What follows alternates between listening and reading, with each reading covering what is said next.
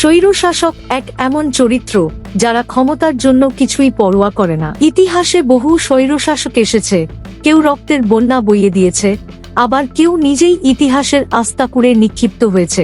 আজ জানবো এমনই 10 জন স্বৈরশাসকের উত্থান ও পতনের গল্প।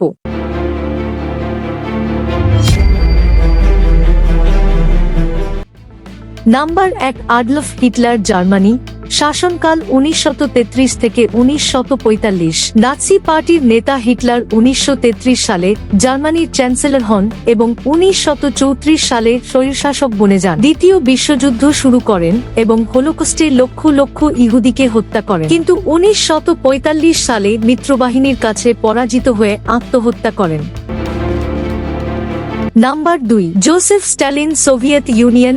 শাসনকাল 1924 থেকে 1953। স্ট্যালিন এক ভয়ঙ্কর একনায়ক। 1924 সালে ক্ষমতায় আসেন এবং তার শাসনে লাখ লাখ মানুষ গুলাগ ক্যাম্পে প্রাণ হারায়। 1953 সালে তার মৃত্যু হয়, আর তারপরই সোভিয়েত ইউনিয়নে তার দমন নীতির অবসান ঘটে। Number 3, Benito Mussolini, Italy. শাসনকাল 1922 থেকে 1943। ইতালির ফ্যাসিবাদী নেতা মুসোলিনি 1922 সালে ক্ষমতা দখল করেন। তিনি হিটলারের ঘনিষ্ঠ মিত্র ছিলেন এবং দ্বিতীয় বিশ্বযুদ্ধে ব্যর্থ হয়ে 1943 সালে ক্ষমতা হারান। বিদ্রোহীরা 1945 সালে তাকে হত্যা করে এবং তার মৃতদেহ জনসম্মুখে ঝুলিয়ে রাখা হয়। Number 4, Saddam Hussein, Iraq.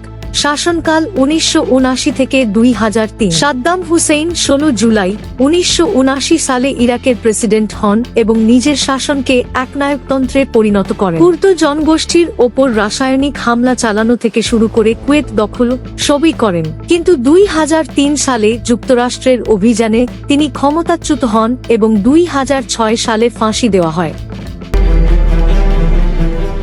Number 5, Sheikh Mujibur Rahman, Bangladesh. শাসনকাল 1972 থেকে 1975। 1971 সালে বাংলাদেশের স্বাধীনতা যুদ্ধে নেতৃত্ব দিয়ে তুমুল জনসমর্থন নিয়ে 1972 সালে মুজিবুর রহমান ক্ষমতায় আসেন, কিন্তু ক্ষমতায় আসার পর দৃশ্যপট পরিবর্তন হয়ে যায়। নিজেকে ক্ষমতার একনায়ক করতে বাকশাল প্রতিষ্ঠা করেন। ক্ষমতায় থাকতে ঘুম, হত্যা, দুর্নীতি সহ সেনা অফিসারদের চাকরিচ্যুত করেন। প্রায় 30,000 মানুষ হত্যার অভিযোগ রয়েছে। 1975 সালের 15ই আগস্ট সামরিক অভ্যুত্থানে সপরিবারে নিহত হন।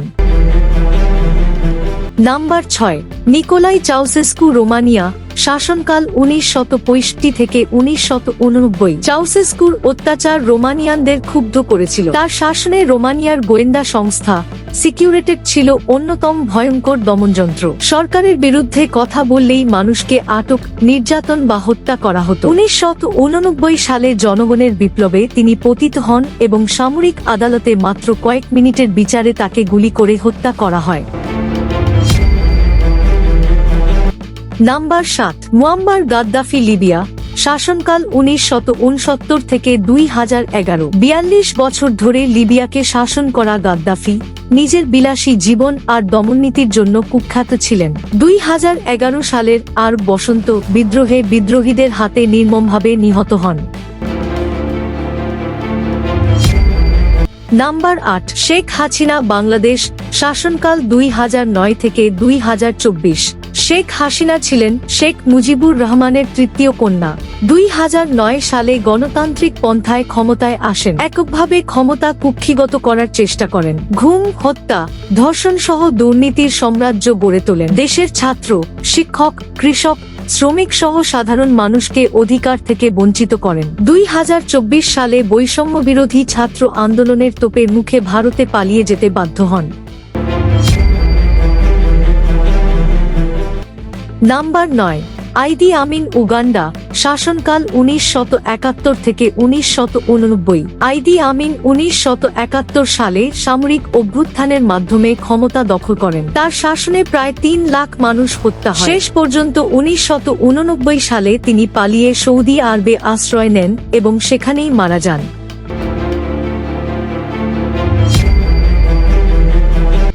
নাম্বার 10, বাশার আল আসাদ, সিরিয়া।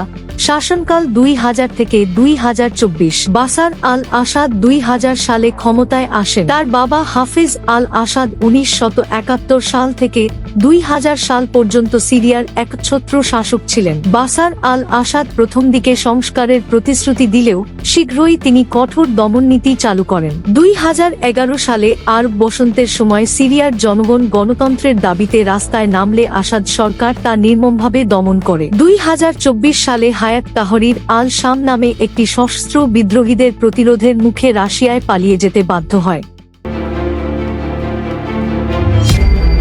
এই ছিল ইতিহাসের 10 ভয়ঙ্কর স্বৈরশাসক যারা ক্ষমতার জন্য যেকোনো কিছু করতে প্রস্তুত ছিলেন।